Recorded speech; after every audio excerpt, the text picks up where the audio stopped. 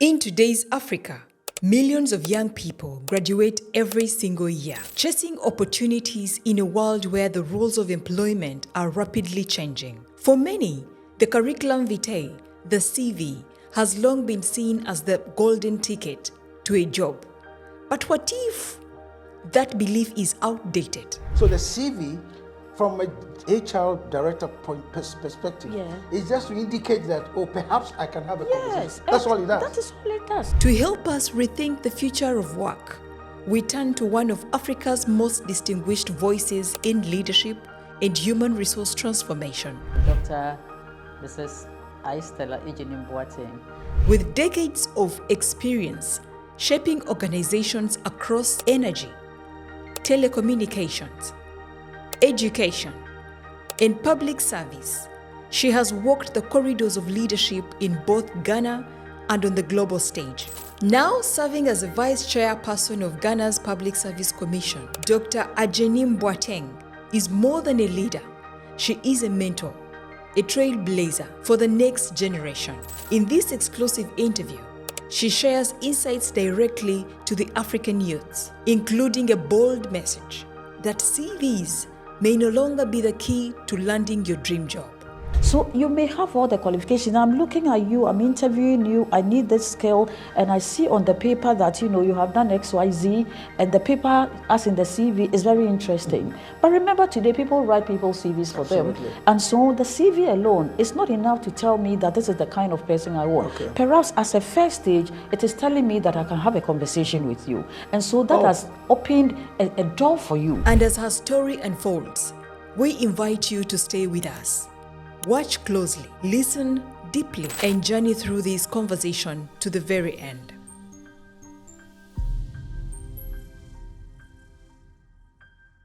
Hi, my name is Emmanuel Daytumi, and welcome to Channel 63, the channel that focuses on Africa's values, policies, and development. And as you've been following us and you know, our focus is mainly to ensure that we bring you all the issues that are happening on our continent, particularly that focus on the women and our young people, because you are the future of this continent. And we believe that the more information we give you, the better for you to be able to make informed decisions and shape the future of our continent. And today I'm privileged to have my own sister, my own colleague, and my mate at school to be sharing her perspective with us.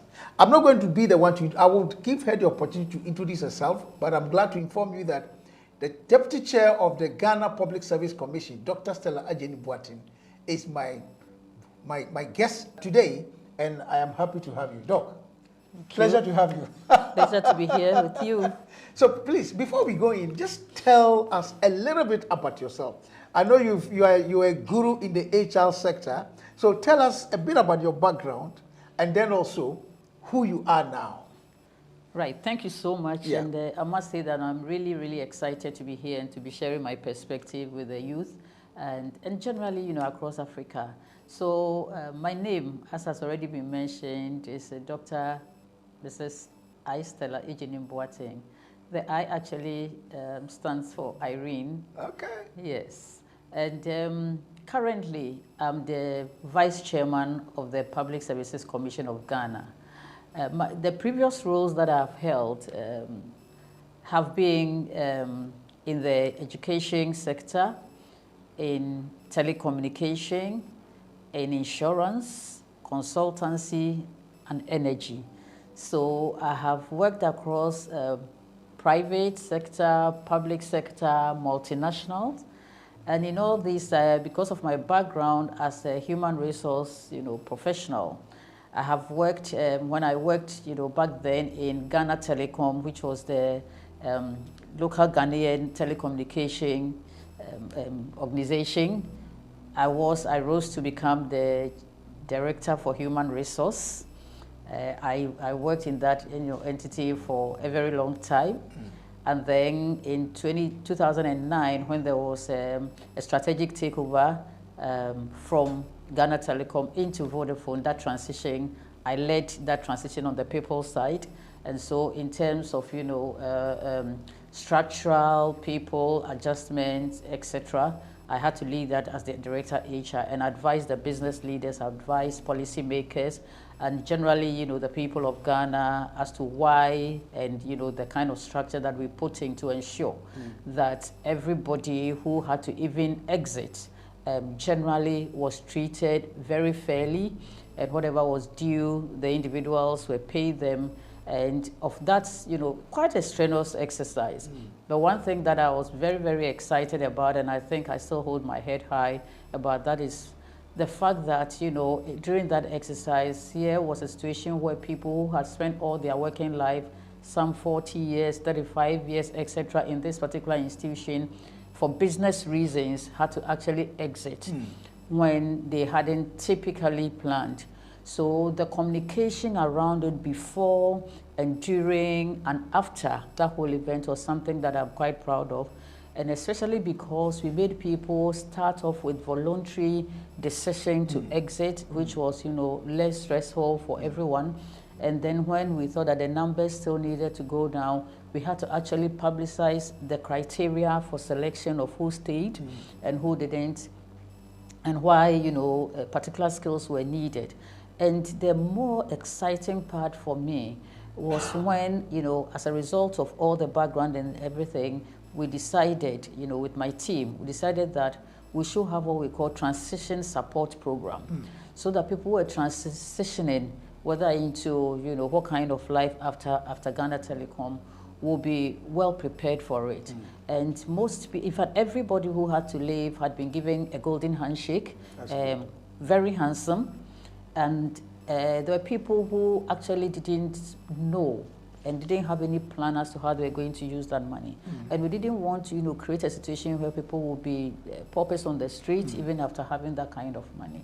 And so the transition support program was put together for anybody, whether voluntary or otherwise, who was exiting the business at the time. And we brought together bankers who had to take them through investment opportunities out there, so that if you're not ready immediately to do something with that money, you knew that there were some investment, you know, opportunities. We brought in, you know, entrepreneurs who helped people who wanted to take decision to start their own businesses, and I can tell you people have become, you know, employers. We also brought in people who were well versed in corporate life, and so that, you know, how to prepare your CV, how to plan for your interview, so that if anybody felt that they still wanted to go back into corporate, the opportunity to enhance yourself, enhance your CV, build your confidence once again, you know, was done. And very importantly, we brought in psychologists. Psychologists, you know, who worked around the mind and the personalities of people to let everybody feel that this is life comes in different, I mean, there are different shapes and colors of life, and this is just one of the faces. And so it wasn't because we were not good, it wasn't because, you know, anybody wanted to, you know, throw you out, but it's because of a business decision which can, you know, change at any point in time. So psychologically, you wouldn't have somebody wake up after 40 years, you know, coming that same route and wake up the next morning not knowing what to do, or maybe even taking a step, or, you know, trying to walk that journey again, only to realize in the middle of the journey that I don't belong here anymore. So that was something that I was really happy with, because it made people take the right decisions as to what to do with the money that they had and with other, you know, opportunities that's availed in the country. So when Vodafone started off officially in 2009, I was retained as the director for HR, and so I worked with Vodafone, which was a multinational, and very interesting times in there, because this is when we were building a new, call it a new setup. Of course, we still had some staff, I mean, like myself and others who were retained. And so building on top of that in terms of, you know, getting the right skills that you needed at the time, and, you know, getting the right culture in place, because this is a multinational that, as you know, across the world, footprints everywhere. And so we needed to integrate the Ghana market or the Ghana business into the Vodafone global, you know, business in terms of policy, structure, culture, people, skills, and everything had to kind of change over to be like, you know, the global community. And so as the director HR, it was my responsibility to create all that, create the right culture, create the right atmosphere, give people back, especially those who had to transition, give them back their confidence that it wasn't going to be another, business as usual, or stepping out, when perhaps they were not ready. At the same time, and that was where one of the biggest challenges was the fact that you have exited people, but you are recruiting. And so how do you get the populace to even believe that really that was the best decision you took, in terms of business decision to exit? And it was because, certain skills that you actually needed were not available at the time. And mind you, at the time was where competition in the telecom sector had become most, keen. And everybody, we had the other entities who were totally private, who were, into in the digital space, and who had been around not for so long, so they had built a culture just right from the beginning. We're nursing the culture, and we had to, integrate into a global space and then build a culture which had been typical in one sense, and now having to have changes. And so we had to even get the confidence of Ghanaians who had the skill at the time to be part of that business was a challenge. Right. And so one of the strategies, and as you know, as an HR person, I always had to think, what kind of strategies, can we be? So one recruitment strategy, it's either build, so, kind of invest in your internal people, grow them. So you either build or you buy the skill, and so wherever you can find the skill, you buy it to poach, to headhunt, to do everything, or to borrow the skill where you get consultants, etc. And so I had to actually blend all these three to get the right strategy that was good for the business at the time. So whilst we were developing and growing people who had stayed on, we still needed, so I had to, and like I said, because at that time, it was, I believe that it was the first and the biggest people transition, in the corporate world within the Ghana space at the time. And so a lot of professionals who were outside of our enterprise had been a bit apprehensive about wanting to join us because they couldn't be sure what did the future look like. Is it going to be another massive, business decision turning everything around or what? And so the first thing that we did in terms of whilst building was to buy. And the buying at that time didn't seem very appropriate within the environment because people were, anybody you approached had a bit of an apprehension. So I had to go with my team to the UK, to the US, to be part of career fairs where we, had the opportunity to make presentations of the new business so that Ghanaians who had lived abroad and wanted to come back to Ghana, some of them to blue chip organizations that they had been used to, would have a sense of wanting to come back. And that really helped. I mean, I spent days and nights interviewing people, giving offers, right there, and bringing them back to Ghana. So that whole process. So you had that group of people then coming to join those who had already, who were Ghana Telecom staff, as it were. From outside. Yeah, from outside. And then at that time, I think that, with all that, and of course the communication, building the brand, etc., the brand started gaining some confidence. And so professionals within Ghana started getting interested. And that was when, I started then looking internally within Ghana to get local people who were really, ready and well-versed in the skills that we needed. But in between, Vodafone had to bring expatriates to support us as well. And so at a certain point in time, as a director HR, I had these 4 categories of staff.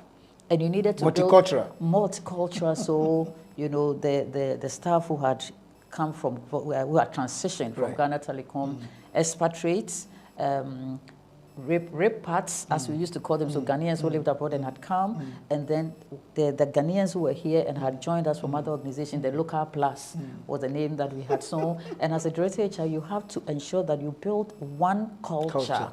A culture that also has a semblance of a Vodafone culture. I mean, typically not just a semblance, but really like almost like that. And so that was another phase of my career that I cherish so much, because the initial conflicts were there, the initial, suspicion and all that. But eventually, we built a culture, and today Vodafone has transitioned to be Telecel. And I still have my roots and my links and my history there. Good. So from there, I moved on. I wanted to go into consultancy, and I got to consult for Glyco Group, which is a 7-member company into insurance and other, other areas. So I was the group HR director and consultant for them for a couple of years, having set it up and all that. And then from there, I got another opportunity with the Volta River Authority, which is a power generation organization in Ghana, so VRA for short, as a director HR. And so I did that for, again, a few years, and then I was appointed as the Deputy Chief Executive for the Volta River Authority, responsible for services, which included HR and about 6 other, functions. And having that, I also became an advisor at one point in time to the Chief Executive of VRA. And from there, I got this new role, which is this call, national call, as the Vice Chairman of the Public Services Commission. And the Public Services Commission, as you know, is an independent constitutional body that has a mandate to supervise, to regulate, and advise within the public space in terms of human resource, within the public space. And so that is what I've been doing. Interesting. Yes. So my question is, so where next? A very interesting one. And I mean, you are not the first person to ask me this, because, people always try to, because the journey has been so, it's like, so what next? I still have quite a few plans, in mind. Of course, still to serve my nation in whichever capacity and from whichever, environment. Yeah. So I have planned. One thing in between has always been also that I really love teaching. And so outside of my national service in those years when I had to teach in a secondary school, I've also been an adjunct lecturer a couple of universities. And then I still do occasional guest lecturing and building youth, building, career and all that. And so I do that along the line. Yes. This is awesome. So let's now put this whole thing in perspective. You've seen it all. And when I say you've seen it all with respect to HR and all of that, now when you look at what is happening on the global scene now, skills development not just become so critical now, but it seems to me that now certain skills are so core. From where you sit, what is your assessment of the general Ghanaian youth in terms of the gaps in the skills that are required in the HR space? I thank you very much. I think that generally the skills that are required for the corporate world or entrepreneurs or whoever, and the skills that abound, there is some mismatch.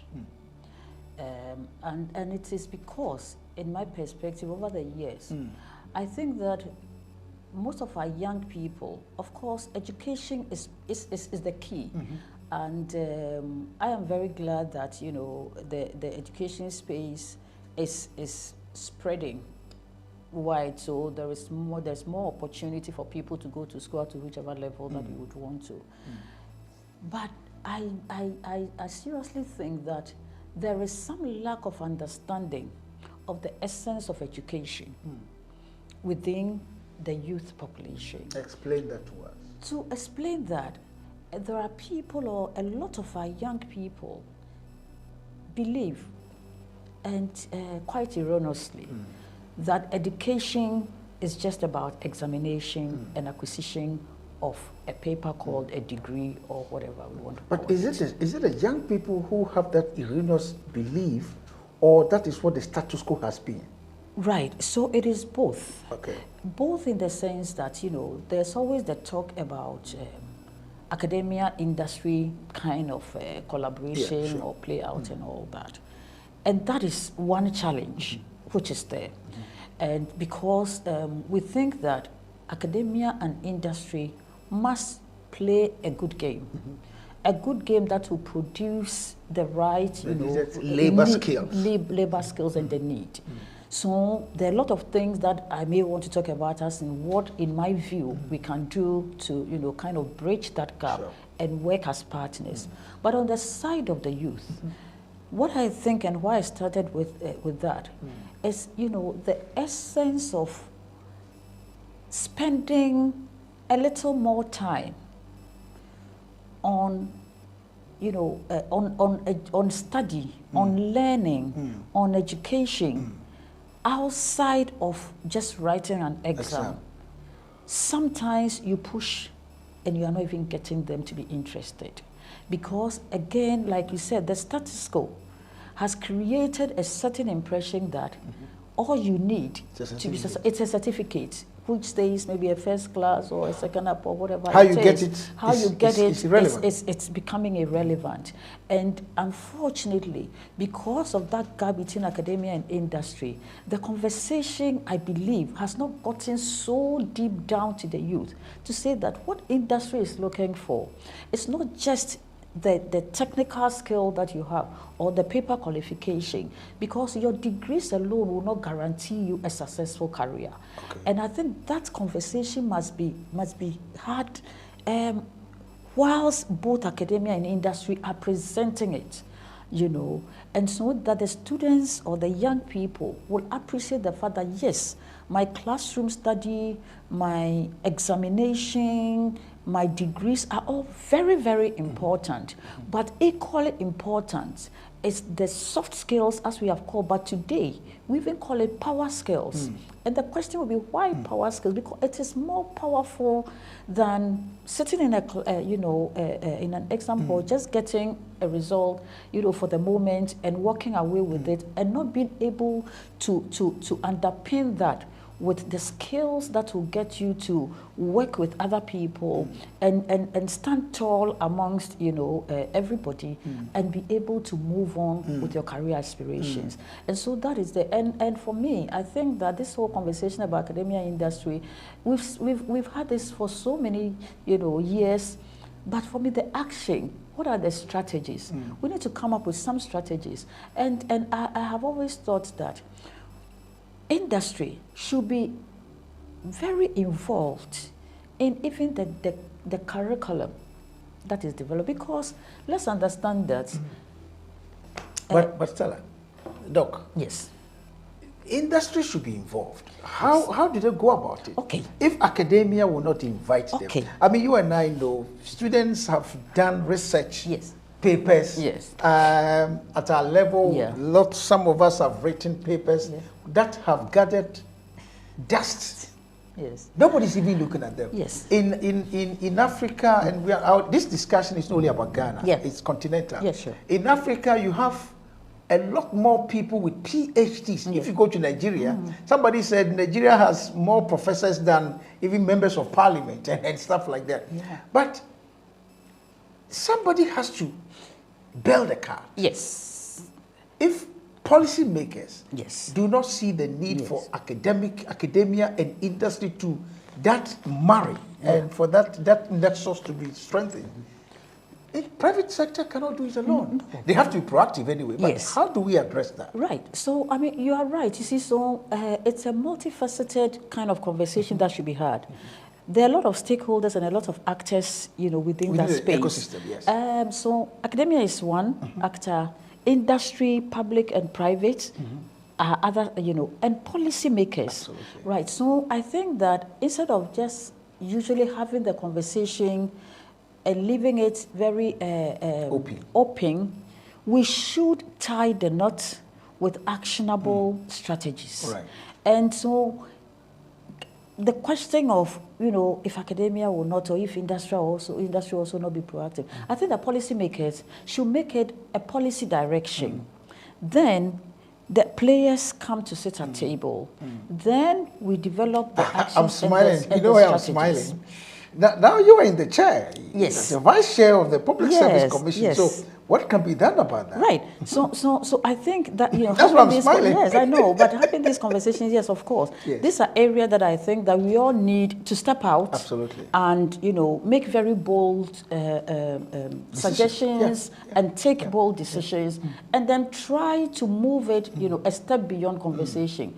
For instance, I talked about curriculum development. Sure. If there's a policy that says that maybe industry should contribute maybe 30% or 40% of the final product of the curriculum, so that input means at least those that are coming out, I can think of a certain 30 to 40% knowledge of what the world of work is looking for, and so let me build then the 60%. That's one. I have always considered, and I've shared this, in quite a few fora, to say that sabbatical for academia, a very, great idea. It happens, ever since I have known. Should there be a policy, and both academia and industry policymakers, we should all agree, that, for instance, half the period of sabbatical of any senior faculty member should be spent in industry. So that they themselves will appreciate what industry is looking for. And so going back to the classroom to teach will not be a third party's experience, but their own experience. Industry should be ready to open the doors for them and treat them as collaborators, as partners, so that, we can learn together, because every theory, must be applied in practice. In the same way, every practice must be underpinned by a theory. So we are both doing the same thing, but it's the outcome, where is it tilted? And that is what we are talking about. So Doc, if you look at this dichotomy that we are discussing here, because it's key. Yeah. You and I know the future of work has changed completely.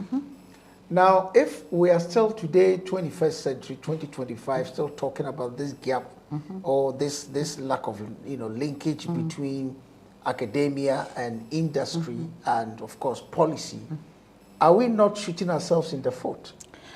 Well, or should I say, isn't there the need for a lot more action to be seen that's exactly what I'm talking about, that I think that, when these conversations are had, we should package the strategy that will be actionable and make people responsible for those actions. Come back and see what the update is. Try our hands. You may not always get it right the first time, but as long as you try your hands. Because you see, we are talking about the future of work. And in my view, I say that the future was yesterday. Absolutely. Today is future plus, and tomorrow will be future plus plus. Right. So it's not like there is a certain future that we should be waiting for. It's already gone past. And so the actions that we take, the global market today has made the war on talent very heightened. Absolutely. Because if I need an employee of this scale, of this caliber, of this attitude, of this, whatever the specs are, you may not necessarily have to look only into your local market. The world, the global space is your market. And especially because of the emergence of remote working, flexi working, and all that. As we are sitting here talking in Ghana, it's possible somebody somewhere in whichever country of the world is working for a Ghanaian company. Absolutely. It may be whatever time, daytime here, it's morning there, and the person is working whilst we are asleep. By the time you wake up the next morning, the work is done. And it doesn't necessarily matter where it is being done from. And so that makes it very critical that instead of us continuing with the conversation, perhaps we tie those knots and then make sure that even if it's 1, 2, 3, 4 key actions that we want to take, we should be able to do that. The statistics show that by 2040, Africa will be the largest producer of labor for the whole world. Now, this labor is not going to be the kind of labor you and I knew, some years back. It's going to be digital. Yes. Do you think Africa is ready? Or by 2020, okay, let me put it this way. By 2040, for Africa to be the largest producer of labor, what do we need to do? So to meet the demand at the time? I mean, you started by answering it. Yeah. You asked whether Africa is ready. So I think readiness is the first, component of, this whole thing. So readiness, and readiness in what? Readiness in the digital, technological environment. So we need to start. I mean, I know we've started, a lot has gone on, but we need to really deepen and solidify the youth, because the 2040 you are talking about, they will just be next week, exactly, and it's just tomorrow. And so digitalization, ensuring that technology and its application to day-to-day life that is impactful. It's important. What are we spending time on today, especially the youth, when it comes to technology? Yes, others are inventing, others are doing great things, and I must, doff my cap for them. But there are many also who are just spending it on the social media activities and all that. So readiness, technology, and then character, ethical leadership that we need to build in our youth. Where are we? What are we missing? Because what you are saying, if I hear rightly, there should be a linkage between education, industry, and policy. Yeah. But education thrives on policy. Yes. Now the issue of ethical leadership is coming. Yes. Culture is coming. Yes. Civic responsibility is coming. Yes. Our young people are no longer patriotic. Yes. So are all these things relevant in labor, in employment, from where you sit? Very, very much so. How relevant are they? Very so much. Let's say a young person comes, you say you were in London doing interview. Yes. And let's say a young person sits in front of you in Ghana and he's applying for a job as an HR director. Do you just look at the paper? Not at all. So tell us, what do you look for? Let the young people hear what you say. And that's why I started by saying that your hardcore certificate, the degree or whatever you make, is very important. Right. But in the world of work, there is a combination that you need to have to be able to move on successfully. Right. And I always, have a kind of interesting formula. I say that your aptitude, which is the knowledge you have, plus your attitude, which is your behavior, your values, and what you bring to the table, the power skills, those two, when they are well combined, will determine your altitude. How far you can go in your career, and generally in life, will be the knowledge you have and the attitude that, you support that knowledge with. Absolutely. And that is what will determine it. So you may have all the qualifications. I'm looking at you, I'm interviewing you, I need this skill, and I see on the paper that, you have done X, Y, Z, and the paper, as in the CV, is very interesting. But remember, today, people write people's CVs for them. And so the CV alone is not enough to tell me that this is the kind of person I want. Okay. Perhaps as a first stage, it is telling me that I can have a conversation with you. And so that has opened a door for you. So the CV, from a HR director perspective, is just to indicate that, perhaps I can have a conversation. That's all it does. That is all it does. Because you have to come in there and in the course of that conversation, prove to me, and for that matter, whoever the hirer, the employer is, that indeed, what I have put down in my CV, it is not just about writing it, but I can apply. There's an application of that toward, the offer that is available or the position or the role that is available. And so that's why we say that you need to be able to speak to your CV. Speak to it to say that, yes, that is me. I mean, and I have done X, Y, Z, you have put them on there. Tell the situation. At what point in your career did that happen? And what was the scenario? What was it? And how did you, fare in that situation? What were the outcomes? And, were the outcomes impactful or otherwise? What were the positives? Maybe what were the failures in there? Because failure in itself doesn't mean that you can't do it, And what learnings did you make out of the situation? So critical thinking and actually trying your hands on what you say you have done. If it were only CVs that were enough to get you the job, then I tell you, then our work would be very easy. Because then I need to just go to, ask for CVs, look at them, very interesting, very beautiful, and employ you all without even knowing who you are and what you can do. If it's about just, your degree and assuming that let's assume that everybody may think that, I'm first class is what puts you at the top of your career. And I want, therefore, first class students. If it was only about that degree, I don't need to stress. I just need to get in touch with the universities, for instance, say, please give me, I have 10 positions. I need 10 first class students. Then they write the names. They are all first class students. Tomorrow you are working. No. Because you could have had that first class. Your attitude, your behavior, your interpersonal skills, your communication skills, your critical thinking, your negotiation skills, how to work with other people, your leadership qualities, your integrity, your ethics, your commitment to duty, how trustworthy you are. Out of the interview, we can tell. So if I'm hearing you right, what you're saying is that even the way interviews were conducted 10 years ago, and the things you were looking for has completely changed. Changed. Interesting. They have changed. So does my Facebook page matter in seeking for a job? Yes, because today, the channels to even source for CVs or source for right candidates, it's not only limited to, as you say, our time when perhaps it has to be a newspaper, print, media where there's an advert and you are reading it, etc. Today we are using both traditional and electronic media, LinkedIn, and all that to attract people and to get the right skills. Okay, so what you put on your Facebook matters. It matters. Wow. It matters because so if I go, my friend and I go and have dinner somewhere, and I put half of my body, my Facebook. It matters for what the role is and because every role has what we call role specification. And what is the role going to do? I mean, the role is not only about the hardcore things that you are going to do. I'm saying that is important, but the other thing. So, for instance, perhaps that role is to have somebody who will be a brand ambassador.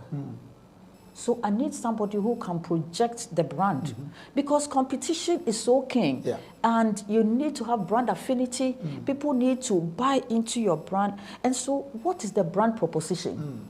Is the brand proposition, depending on what industry it is the brand proposition what you are describing? For which reason, if everybody goes to your Facebook and sees this kind of posture, and I'm saying that my brand is a certain kind, maybe it's not in a particular industry, but it's in another kind of industry where your clientele are people in a certain bracket, whether age bracket or professional bracket or whatever. Is that going to sell your business? And therefore, is that what I will need, irrespective of the fact that you had a first class or you have a very good CV? Is that what I'm looking for? And so that is why sometimes when we talk to the youth, we tell them that, look, social media, we are all on social media. But what are you using it for? What are you projecting? Right? So know your career aspiration, basically. And know that you are responsible for your career decisions. And for that reason, the relevance of whatever you put out must, as much as possible, be related to what you aspire to be. Doc, let me ask you.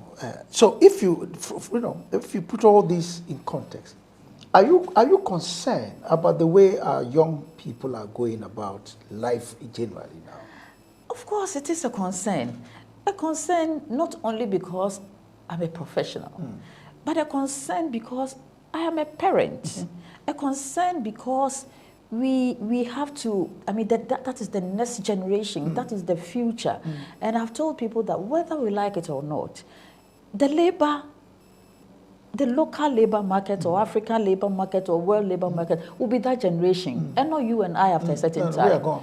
Exactly. And so I take it as a responsibility, and I believe people like yourselves and quite a number of people of our kind of generation take it as a responsibility to impact the youth and to teach, to use experiential learning, to use ourselves. I mentor a lot of people, and sometimes how that is maybe because you are overwhelmed and all time that. And everything. You still, I mean, I still think that.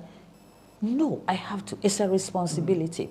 Because sometimes they need to learn from what you have, I mean, the journey. And again, you can't blame them, but people generally will look at the glory and not the story behind the glory. Absolutely. And so when you have, I mean, we have a responsibility to make sure that when we talk about empowerment, we are empowering them. And by telling our lies, and so for us, we also don't need to be superficial. We don't need to be pretentious. We don't need to create success in every step that we have taken. We need to tell it as it is, right? So they would know that even if very good-minded people, young people, even if they have made a mistake, or they have missed out on something, they have failed in one way, when we tell them the truth, then they know that, look, I can pick the pieces again. If at first I didn't succeed, I have to try again, and they need the guidance. But as you guide them, you allow them to take their decisions so that those decisions, they will live by those decisions. A lot of the times as adults, we want to take the decisions for them because we know we've seen it. And as we say, there's an Akan proverb, but it's like what an adult can see sitting down, a young person, even when you are up the tree, you can't see it. Right, so we know, we have journeyed it, we know what it is. And so sometimes we are too quick to let them, to guide them in a way that, or to take the decisions for them, I should say. But I think that we must make them responsible. Because when that decision you took for them doesn't work for them, they don't feel responsible. And it has happened a lot of times. They don't feel responsible.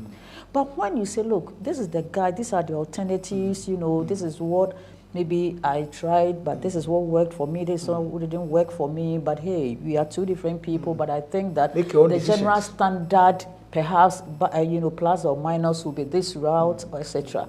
So think about it, look at all the alternatives available, look at the perspective, global perspective, look at what it is today, and make a certain decision. Come back to me, if you want me to be part of that decision, and then just say, looking at everything, this is where I think if there's any any rough edges that I think you can help you shape up with that guidance, you do it.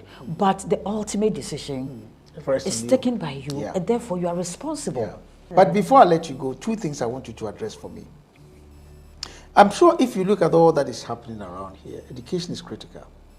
So do you, if you had the Minister of Education, the Directors of Education in a room, and you were asked to come and speak to them about your perspective about the future of work and therefore vis-a-vis education, because education is the pivot around which our generation, our future is revolving.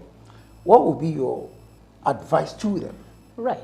So and this is your camera. Yes. So two things. Yes. When you finish that, we'll come back to the youth itself, themselves. Okay. Yes. So here you are talking of the Minister of Education, the Director of Education, and we are not just limited it to basic whatever, or education in general. Yes, yes. What would you tell them as a astute HR director? So I think my view and my opinion that I will share will be that let's policy makers, rally academia and industry around in a very critical discussion. But don't let us leave that room without strategies and actions. Don't let us leave that room without people who will be responsible to take those actions. Don't let us leave that room without people understanding that if these actions are not taken, it binds us, and therefore if they are not taken, these are the consequences. Because for me, we are all partners. Policymakers, academia, industry, the general population, we are all partners. And as partners, we must respect each other's viewpoint, we must respect each other's mandate. But we must be able to create a fusion that actually helps to support, the young people, as we keep saying.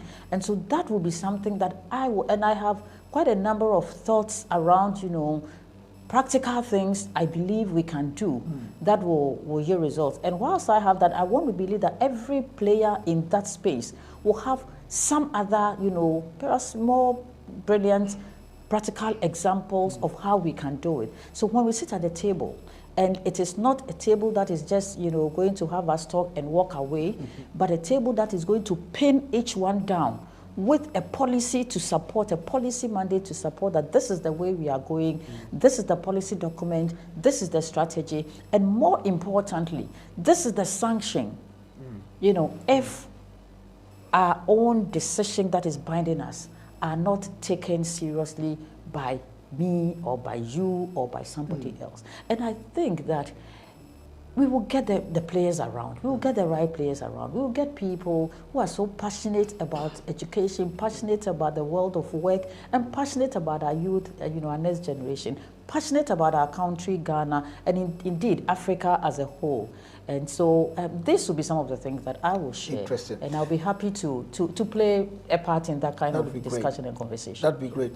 Now, it has been said that in fact, some of the youth are telling us that they are not the leaders of tomorrow, they're the leaders of today. And that we should give them the space to innovate and to demonstrate their creativity and all that. So let's say I know you've been doing a lot of public speaking. So you're in an auditorium full of young people, and you parting words. What would you tell them? And this is the whole continent. Yes. So I'll tell them that indeed you are the leaders of today, but leadership is not a walk in the park, and so it is not just about I am a leader. It's about what makes you a leader, what integrity. How prepared are you? And so you need to start making appropriate preparation to hold on to that leadership. You need to be strategically positioned to be able to influence, because leaders must influence. You need to have an acceptable performance of whatever role that you are playing today and wish to play tomorrow. And you need to have a proper perspective, a global perspective, so that you take yourself out of just your local environment to think globally, because we are in a global market today. The other thing I'll tell the youth is that, innovation, creativity, innovation, growth, and sustainability are very key elements. Don't be risk averse. Try new things. Don't hang on to the status quo. We have done our part, we have done our bit. But the new things that you can dream and think of, bring them to reality. Let your education be an application to real lifetime situations. And so for the youth, I know that the generation has its own characteristics. And one of them that I always say, and I get amused with, is that they are restless. That restlessness can be channeled into, because sometimes it is positive restlessness. It should be channeled into positive activities, into innovation, into inventions, into trying new things, into reviewing. And when we talk about innovation, don't always think about the very big things. Think about even the policy you as an employee, a young employee, or in the school or wherever you have chanced on or working on. To ask yourself questions. So what this line of the value chain, what value is it bringing to the whole process? And even reviewing that to call for efficiency, effectiveness, and all that. It's innovation. Maybe the last thing I will tell them is that time is of essence in everything that we do. We don't own time. Time is a resource that cannot be stored. So you cannot say that I couldn't use all my 24 hours today, and so I have stored 6 hours. So tomorrow I'll add the 6 to the 24 to get 30 hours. It is not possible. You don't use it, you can't have it. Time cannot be stretched. So I can't say that I have so much to do today that I want to stretch it beyond 24 hours. You cannot, right? And time cannot be stopped. So that the fact that I have, I am not utilizing my time well, does not mean that time has stopped for the world. In fact, it hasn't stopped for even me. And so you come back only to realize that the wasters did not stop time for you. So those are the things. So attitude, because sometimes the attitude can be quite damaging for their growth. And the fact of some of them not even accepting feedback, because feedback is a gift that anybody can give you. For as long as you listen to it, of course, constructive feedback, and you pick the gaps in it, you work on them, you become a better version of yourself. So these are some of the things that I have told the youth, and I'll continue to say many other things that I believe that with our support and creating the right boundaries, yes, they can take on the mantle of leadership. Interesting. Thank you. Interesting. Well, what can I add more? I don't have anything more to add except to tell you that the future is in your hands, young people of Africa. And if indeed Africa is going to be what God wants it to be in terms of Agenda 2063, it's all going to be dependent on you. And so like Dr. Stella Agyenim-Boateng has said, you have to go out there, be innovative, be creative, and ensure that the continent becomes what God wants it to be. Doc, it's been a great pleasure having you. Thank you. And I look forward to us having another conversation. Definitely. Things about the youth can never be had over one. Not at just all. over one conversation. Not at all. I know you're a busy person, but I'll keep nudging. I'll keep Please. knocking at your door, and to ensure that at least every year or every month, if you can even get to once a month, that would be great. I will oblige, because I think wonderful. that youth development is on my heart. I know that. The growth of Ghana and the development of our nation and Africa also on my heart. I'm so delighted. The youth of Africa, the challenge has been thrown to you. You are the leaders of tomorrow. The tomorrow is already here. So please, gather yourselves, think through beyond your local areas, because Africa needs to come together on this journey. Africa needs you to do this. And so that is the challenge I throw at you, and I know you are capable.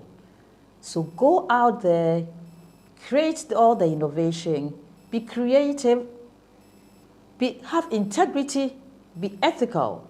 And that is what Africa is looking for today in its leaders.